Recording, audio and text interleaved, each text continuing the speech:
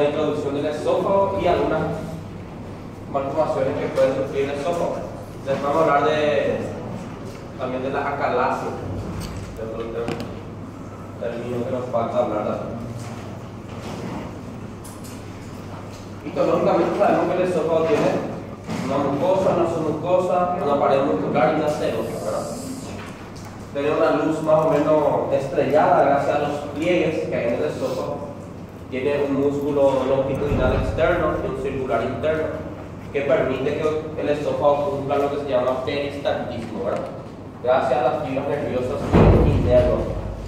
Hay dos tipos hay neuronas inhibitorias, o sea que fibras nerviosas inhibidoras a nivel del esófago, y hay algunas fibras nerviosas excitatorias colinérgicas que dependen de la acetilcolina, ¿verdad?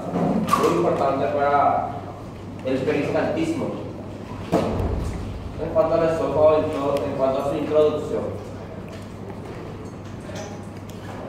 ahí está la unión gastroesofágica. Todo esto estamos mencionando porque las patologías que vamos a estudiar después tienen que ver con las zonas donde ocurre el daño esofágico, ¿verdad? Entonces, gracias a la musculatura del esófago, el alimento puede atravesar sin dificultad alguna, ¿verdad? Tiene un músculo circular y un músculo longitudinal. La unión gastroesofágica marca el límite entre el estómago y el esófago. La mucosa es diferente en ambos segmentos, ¿verdad? La mucosa gástrica tiene un epitelio y la mucosa esofágica tiene otro epitelio, ¿verdad? La irrigación proviene principalmente de la aorta torácica, ramas esofágicas, también de las ramas frénicas inferiores y de las tiroideas superiores, ramas que irrigan el trayecto del esófago desde la cervical hasta su región abdominal. Esto es solamente a modo de introducción, ¿verdad? Anomalías congénitas relacionadas al esófago. Esto se acuerdan que ya dimos cuando hablamos de alguna manera de las anomalías congénitas del aparato digestivo, ¿verdad? Entonces, solamente para rememorar las atresias y las fístulas esofágicas, ¿verdad? La atresia era la falta total de la abertura de un segmento intestinal, ¿verdad? O de cualquier otro segmento, de cualquier parte del organismo, ¿verdad? En este caso, una atresia del esófago, ¿verdad?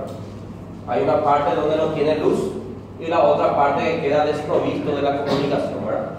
Y puede ocurrir lo que se llama fístula, la unión de un segmento de un tipo de sistema con otro, ¿verdad? El concepto de fístula es un conducto anómalo entre dos conductos huecos que tiene epitelio. Esa es una fístula, ¿verdad? Que está epitelizada. Y recordar un poquito, cuando vimos el pulmón, hablamos de los tipos o la clasificación de atresias acompañada de fístulas tráqueo-esofágicas, ¿verdad? Para recordar un poquito, lo más frecuente era la del muñón inferior que se unía a la tráquea, ¿verdad? Y el muñón superior quedaba suspendido en el tórax. La más frecuente. De acuerdo, A, B, C, D, varias clasificaciones, tipo 1, tipo 2, tipo 3. O sea que varias clasificaciones. Eso simplemente para repasar. Esto sí ya es una clase nueva. Explicaciones esofágicas, ¿verdad?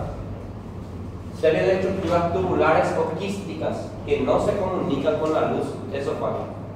Los quistes forman el 80% de la duplicación. Estructura única llena de líquido, situación paraesofágica o paratráqueo-bronquial. Mayormente asintomático, pero si se presentan síntomas, presenta tos, estridor, taquipnea, sibilancia, disfagia, que es la dificultad para la deglución, y regurgitación del contenido de la duplicación, ¿verdad? Esto se hace por tomografía o a veces se hace por radiografías varitadas. Se da un contraste, un medio de contraste y se hace una radiografía y sale la duplicación del esófago, ¿verdad? Obviamente son anomalías congénitas. Ahí vemos. Puede ser quístico. ¿Qué significa eso? Que uno de la duplicación puede terminar en una forma de quiste o cisto, ¿verdad? O puede ser más bien lineal, ¿verdad? Como en este caso vemos. Acá hay dos esófagos. 1 o 2, duplicados justamente, ¿verdad? Ahí vemos En lo que se ve oscuro es el aire, ¿verdad?, que va pasando. Lo que vemos blanco sería el contraste que utilizamos para la radiografía. Generalmente se usa vario. Duplicación esofágica. Otro tipo de malformación congénita es la compresión vascular o disfagia usoria. ¿Qué es esta entidad? Es cuando la subclavia derecha, como su nombre dice, debe nacer a la derecha, pero nace a la izquierda a nivel del arco aórtico. Entonces pasa por delante del esófago, ¿verdad?, y comprime por delante lo que sería el esófago. Se llama compresión vascular o disfagia usoria. Término utilizado por la compresión esofágica por la arteria subclavia derecha, aberrante, que nace del lado izquierdo del arco aórtico. Estas son patologías muy raras, ¿verdad?, pero internet para conocer y para tener en cuenta, ¿verdad? Y vemos la subclavia derecha, esta, naciendo del lado izquierdo de la aorta y va cruzando en forma de una X alargada al esófago. El esófago es central, está en media espina. Entonces nace acá la subclavia derecha, mal llamado derecha porque en realidad nace a la derecha mismo, ¿verdad?, a la izquierda, y va cruzando por delante del esófago, ¿verdad? Y obviamente el grosor de la arteria es por lo menos bastante amplio, que puede comprimir totalmente la luz. Ustedes tienen que saber que el esófago, cuando está vacío, está achatado, ¿verdad? Cuando pasa el alimento, si hay una compresión, no va a permitir que pase el alimento en ese lugar, ¿verdad? Ahí vemos la zona que atraviesa por delante del esófago, ¿verdad? La tráquea está por delante del esófago, ¿verdad? Y detrás va pasando también la arteria y va a hacer una pinza que va a comprimir justamente al esófago. Y ahí vemos el lugar de la compresión. Ya está el contraste de color blanco, debería pasar aquí, pero por la compresión no atraviesa o atraviesa poco, ¿verdad?, lo que sería el otro contraste. A veces se piensa, ¿verdad?, esto generalmente es frecuente observar ya en los niños. Generalmente los niños tienen regurgitaciones después de alimentarse. Toman leche materna o algo así, ¿verdad?, y posteriormente esto se acumula ahí y regurgita. Entonces llama la atención a la madre y a la consulta, ¿verdad?, se diagnostica que es una compresión vascular, ¿verdad? Obviamente después de hacer las pruebas de imagen. Son raras, pero existen, ¿verdad? Estenosis esofágica congénita. Diferente es atresia que estenosis. Atresia es la falta total de la cavidad, ¿verdad? No hay, es un punto ciego, no tiene continuación. Sin embargo, la estenosis es la disminución del calibre de la luz. Hay comunicación, pero está disminuido su diámetro. Rara enfermedad como las demás, son todas raras. Más frecuente en varones, el segmento estenosado varía de 2 a 20 centímetros. Considerable. Frecuente en el tercio medio o inferior del esófago, generalmente muy resistente a la dilatación. La dilatación que suele hacer es con el balón. Se le produce un endoscopio que tiene en su punta un balón. Es como un globo. Y al inflar ese globo, eso hace que se desobstruya esa zona estenosada, ¿verdad? A veces puede haber riesgo, ¿verdad?, puede incluso producir un estallido del esófago, pero es el mecanismo que se utiliza. O a veces hacer resección de la pared muscular para que pueda dilatarse y evitar que esa zona esté estenosada. Ahí hay varios segmentos estenosados. Se ve el contraste pasando de un segmento a otro. Por lo menos se ven 2 estenosis antes de llegar a lo que sería la región gacho, ¿verdad? Entonces son zonas que nos permiten entender que realmente es una estenosis y no una atresia. ¿Por qué? Porque si fuera atresia, el contenido que utilizamos como contraste no iba a atravesar. Significa que hay una cavidad. Y acá se ve. Esto sigue siendo el esófago, solamente que esta porción, la abertura es más pequeña y luego Posterior a la estenosis ya es normal otra vez.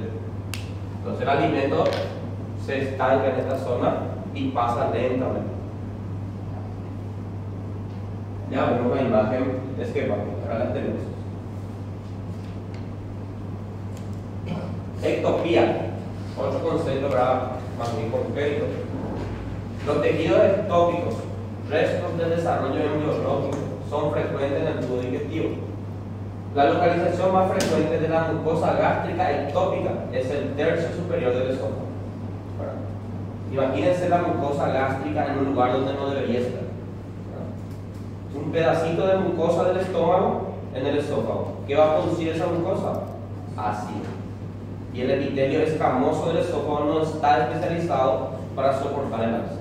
Entonces puede producir ¿qué cosa? Úlceras, ¿verdad? Ahí está. Parche en la entrada, aunque la presencia de este tejido suele ser asintomática, el ácido liberado por la mucosa gástrica a la altura del esófago puede ocasionar esofagitis, disfagia, esófago de Barrett, que son ulcerativas, o con menos frecuencia adenocarcinoma. La heterotopía gástrica, que corresponde a pequeños parches de mucosa gástrica ectópica en la zona del intestino delgado o en el colon, pueden debutar como una hemorragia oculta, secundaria a una úlcera péptica de la mucosa adyacente. O sea que puede haber pedacitos de mucosa gástrica en diferentes lugares del intestino delgado que producen ácido. Y ese ácido hace una úlcera y obviamente eso sangra después. Si la mucosa ectópica se encuentra en una región muy alta o parte digestiva alta, la hemorragia generalmente no se evidencia como sangre real, se evidencia como melena. ¿Saben lo que es la melena? ¿Verdad? Son las heces negruzcas, ¿verdad? Oscuras, de olor fétido generalmente, ¿verdad? ¿Qué ocurre eso? Como consecuencia de que las heces se vuelven oscuras por la digestión de la hemoglobina del eritrocito, ¿verdad? La sangre tiene contacto con el ácido y se vuelve oscura. Y eso le da la coloración negruzca a las heces. ¿Verdad? Se llama melena. Fíjemos, ese parchecito que vemos ahí es la mucosa gástrica en un lugar donde no debería estar. Probablemente intestino delgado, ¿verdad? Entonces, esto que vemos blanquecino sería la mucosa normal y esto la gástrica. ¿Cómo yo reconozco esto que sería normal? ¿Por qué? Porque recuerden que en el intestino delgado tenemos las células caliciformes y esa película blanquecina que hace alrededor sería el moco. Entonces esta tiene las mismas funciones de la mucosa gástrica normal, produce ácido. Divertículos. Los divertículos son sacos, ¿verdad? Que pueden ser congénitas o adquiridas. La más común o la más conocida generalmente es el divertículo de Methel, que es un divertículo congénito verdadero. El divertículo de Methel se encuentra en el 2% de la población mundial, es muy raro. Y es un divertículo que tiene todas las paredes del intestino, o sea que tiene mucosa, tiene submucosa, tiene muscular y serosa, por eso se llama divertículo verdadero. Cuando solo no tiene, o sea, cuando un divertículo no tiene todas las capas, es un divertículo falso. O falso divertículo. Los divertículos adquiridos que el ser humano adulto tiene son los divertículos más frecuentemente en colon, ¿verdad? Los divertículos colónicos, ¿verdad? En sigmoides principalmente, o los sigmoides. Que generalmente se complican con perforación, ¿verdad? Puede liberar contenido a la cavidad abdominal, hemorragias o obstrucción. Los divertículos son saculaciones de la pared del esófago, en este caso puede ser del esófago, puede ser intestino delgado, puede ser intestino grueso, pero en este caso estamos hablando del esófago. Son de tipo congénito, están presentes al nacer. Los adquiridos se desarrollan en otros momentos de la vida, ¿verdad? Los divertículos verdaderos abarcan todas las capas de la pared intestinal, mientras que los falsos representan la herniación de la mucosa y la submucosa. O sea que no posee todo la pared. En general, los verdaderos se consideran lesiones congénitas y los falsos son lesiones adquiridas. Justamente lo que le estaba mencionando, ¿verdad? Hay divertículos falsos, donde solamente tiene mucosa y su mucosa herniada o dilatada a un nivel del segmento intestino. Sin embargo, los verdaderos se traen con el nacimiento, pero son congénitos, ¿verdad? Divertículos de Zenker. Esos son divertículos que se encuentran.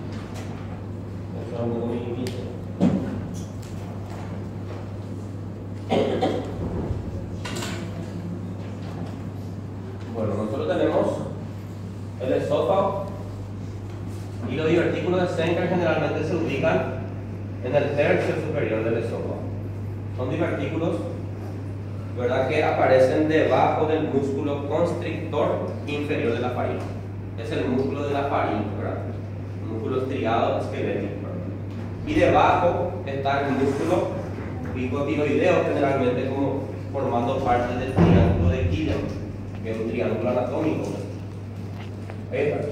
Se localiza en la parte posterior de la hipofaringe por encima del músculo cricofaríngeo y por debajo del músculo constrictor de la faringe. Justamente por lo menos a este nivel, ¿verdad? Cervicales. Está la faringe tiene un constrictor superior, constrictor medio y constrictor inferior. Y después está el músculo cricofaríngeo por debajo. Y forman un verdadero triángulo, se llama triángulo de Killian. Y es por ese triángulo que sobresale el divertículo. Se llama divertículo de Zenker. Puede causar halitosis o mal aliento, ¿verdad? El alimento puede quedar atrapado acá. Vamos a dibujar así una persona acá, ¿verdad? Fosas nasales, cráneo, ¿verdad? Dibujo más bien porque parece un pájaro, ¿verdad? Ya entienden, esta sería la cavidad ocular, ¿verdad? Y de perfil nosotros veríamos la faringe así, y después continuándose ya está el esófago, ¿verdad? Significa que el divertículo de Zenker más o menos se encuentra aquí, ¿verdad? Y esa cavidad o ese divertículo se comunica con la luz del esófago. Entonces el alimento deglutivo puede ir también acá y el resto continúa el esófago. Entonces, mientras ese alimento esté ahí, no va a digerirse, no hay mucosa gástrica ahí. Puede haber, pero normalmente no lo hay. Entonces el contenido se queda atrapado ahí y sufre obviamente putrefacción. Por eso la persona tiene halitosis, mal aliento, ¿verdad? Otras complicaciones que puede producir episodios de broncoaspiración, como que delante del esófago está la entrada de la laringe. Este contenido puede pasar a este lugar y ir a la tráquea, ¿verdad? Por broncoaspiración. Puede producir una neumonía, ¿verdad? Hemorragia intraventricular, diverticular, esto puede sangrar, puede perforarse, ¿verdad? Varias complicaciones puede sufrir. Más raramente la aparición de un carcinoma epidermoide dentro del divertículo, ¿verdad? Muy raro, 0.4% la probabilidad de que aparezca un tumor dentro de un divertículo, pero puede ocurrir. La colocación de una sonda nasogástrica o la realización de una endoscopía puede producir la perforación de este divertículo. ¿Por qué? Con el simple hecho de que yo introduzca un endoscopio, que yo genero dentro un aumento de la presión, ¿verdad? Entonces el aumento de la presión puede romper y todo el contenido que está acá se va al mediastino. Se produce lo que se llama mediastinitis. Es grave, la puede llevar a la muerte, algo así. O en todo caso podemos por equivocación introducir el endoscopio ahí, porque la abertura tanto del esófago y de la boca del divertículo parecen similares. Cuando yo introduzco el endoscopio y voy mirando, voy a ver dos orificios así, ¿verdad? Entonces, accidentalmente, el endoscopista puede introducir en el divertículo y perfora. Tratando de avanzar el endoscopio, perfora el divertículo. ¿Entiendes? Otra complicación.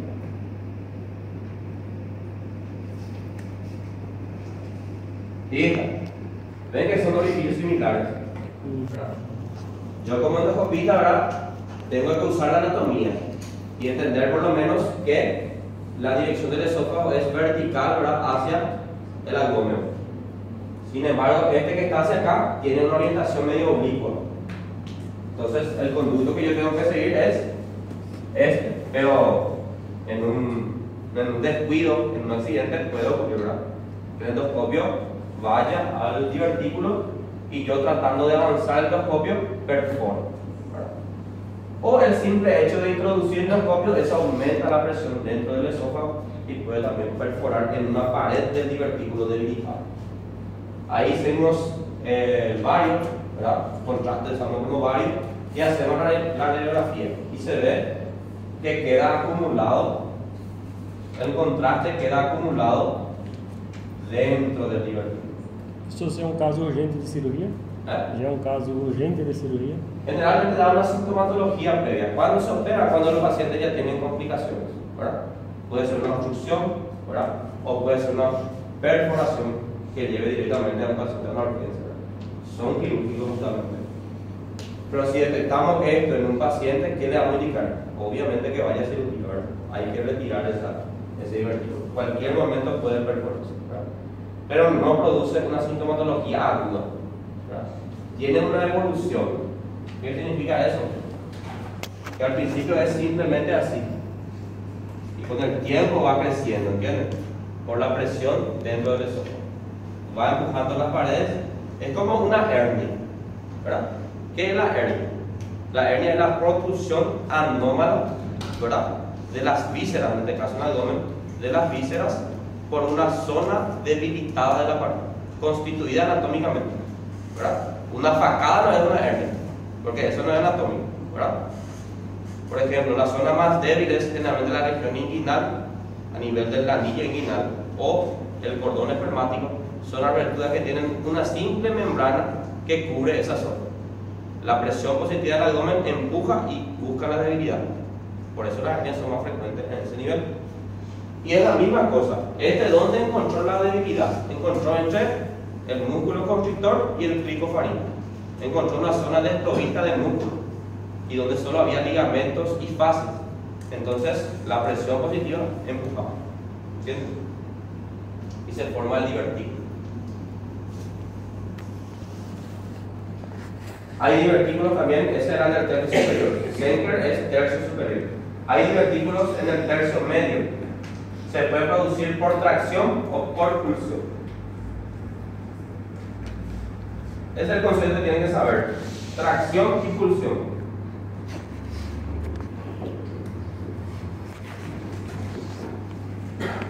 ¿Por tracción o por pulsión?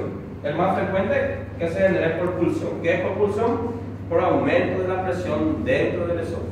¿Vale?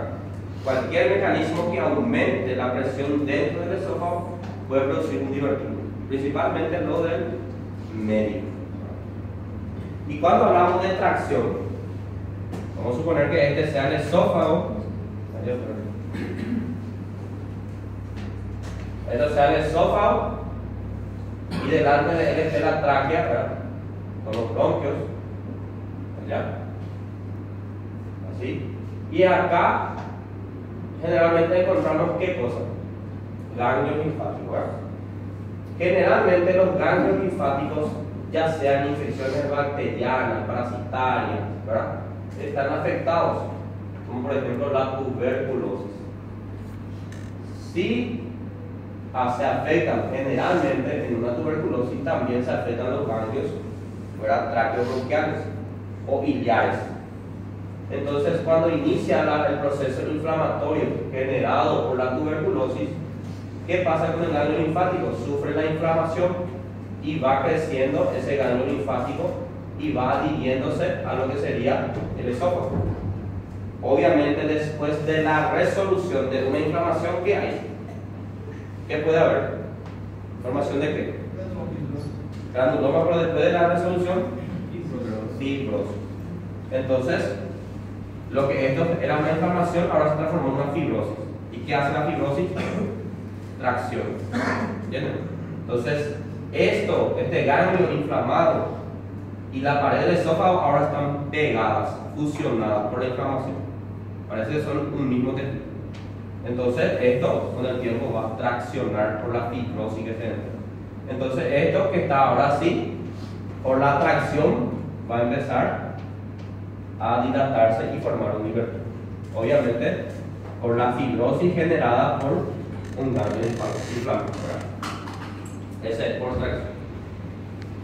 Ahí se puede producir por tracción o por pulsión en pacientes con anomalías motoras del esófago. Habitualmente son asintomáticos, apareciendo casualmente en estudios radiológicos. Se realizan por alguna razón y no necesitan tratamiento, ¿verdad? Este tipo de divertículos no generan obviamente si es muy grande y todo el contenido que consumimos va a ese divertículo y cada vez más grande, ahí hay que hacer alguna cosa. Pero cuando son pequeños y asintomáticos, generalmente no necesitan tratamiento. Por de momento, ¿verdad? Ahí son pequeñitos. Pero miren, gente, ya dobló el tamaño del esófago normal. Parece que pasa más contenido dentro del divertículo que del esófago. ¿Está bien? Entonces, estas capas ya requieren una intervención quirúrgica.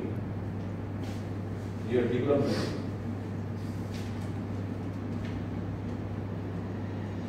Y después están los que están encima o a nivel del diafragma, que se llaman epifrénicos. Aparecen por encima del esfínter esofágico inferior y se asocia con frecuencia a trastornos motores del esófago, sobre todo la acalasia. Un síntoma bastante característico es la regurgitación. Los que tienen divertículos epifrénicos, la sintomatología característica es la regurgitación, usualmente por la noche. La acalasia es una patología del esfínter esofágico inferior. Es la falta de relajación del esfínter esofágico inferior. ¿Por qué? El esófago tiene un esfínter que permite que justamente regule la cantidad de contenido que va a pasar al estómago. Pero este esfínter no se relaja, queda así, para cerrado. Entonces, también puede aparecer como consecuencia de la acalasia, el divertículo epifrénico. Eso en cuanto a los divertículos del esófago. Entonces, Zenker, medios y epifrénicos. El de medio es más frecuente y puede ser por tracción también, tracción o pulsión. Los epifrénicos y de Zenker generalmente son por pulsión. Doutor, ¿Sí? por pulsão são os falsos, né? ¿Cuál es? Os divertidos que são por pulsão são Sí, os falsos. hernia en la mucosa y la submucosa. E o de tração é verdadeiro. Probablemente. O do meio Pero cuando hablamos de verdadero, generalmente hay algo que tenemos que tener en cuenta, que para que sea verdadero, notoriamente tiene que ser congénito. Sin embargo, estos se adquieren por alguna patología, ¿verdad? Entonces no entran en esa clasificación. Pero si me decís divertículo de Merkel, que es de nacimiento y tienen todas las paredes, ahí sí hablamos. Ah, então esses três não entram na. No. Tenemos que hablar de adquiridos y congénitos. En este caso, todos ellos son adquiridos, ¿verdad? Nada de congénito. Hernias del hiato. Hernias del hiato. Este es el diafragma. El diafragma tiene un foramen que permite el paso del esófago y su unión con el estómago, ¿verdad? Y a veces, no digo bien acá, esta es la unión gastroesofágica, ¿verdad? Esto generalmente es esófago y esto es estómago, ¿verdad? Entonces esta unión se llama unión gastroesofágica. La mucosa acá es mucosa gástrica, epitelio cilíndrico, y acá la mucosa es glande estratificado no caterizado. Y la hernia del hiato, generalmente, esta unión gastroesofágica sube con parte del estómago, como que la lesión está a nivel del hiato, ese hiato está más dilatado, y la presión positiva que hay en el estómago, que tiende a expulsar su contenido, y la presión negativa que hay en el tórax que trata de absorber contenido, ¿entienden? Y yo me hago una facada acá, ¿verdad? Con un cuchillo, abro acá, ¿qué va a pasar? ¿El intestino va a salir o va a entrar? Sale por la presión positiva. Sin embargo, si me hago una facada en el tórax, el pulmón sale o se colapsa. Colapsa. Entonces hay dos fuerzas. Hay una fuerza que trata de empujar por cualquier debilidad de la pared, trata de empujar el contenido gástrico, ¿verdad? Abdominal. Hay otra fuerza que trata de atraer hacia ella el contenido de otro lugar. ¿Entiendes? Entonces, si este anillo o hiato esofágico, que es el orificio del diafragma por donde atraviesa el esófago, está debilitado o está dilatado, ¿verdad? Esta unión gastroesofágica tiende a subir con parte del estómago. A eso llamamos hernia hiatal.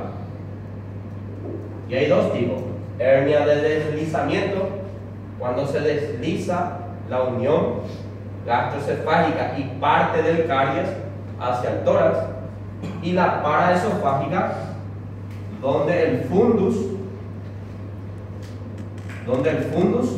se sube hacia el tórax.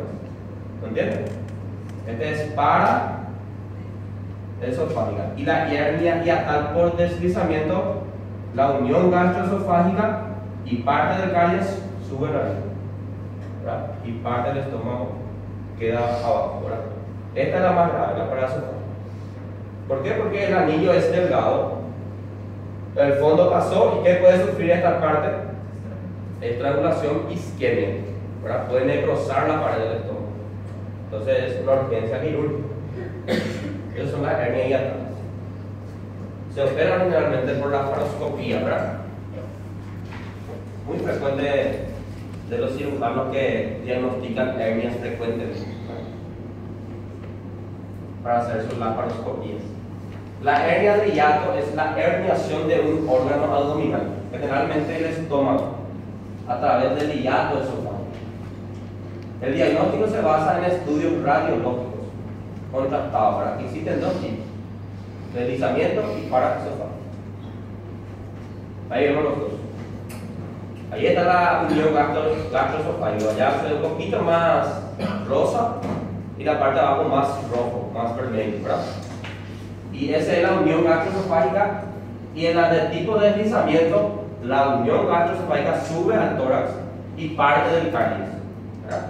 Sin embargo, en la de tipo paraesofágica, la unión gastroesofágica se mantiene en su lugar y lo que se hernia es el fundus. ¿Entiendes? Esa es la diferencia entre los dos. ¿Y quiénes más graves? Eso se puede estrangular y la vascularización no llega y esa parte se necrosa. Eso pueden ver en la radiografía del tórax. Si se tiene, ¿qué se pide a esto? No se pide la radiografía abdominal, ¿verdad? Si eso vos le decís al médico en un paciente con hernia hiatal, te van a echar del hospital. No se pide una radiografía abdominal, sería una radiografía de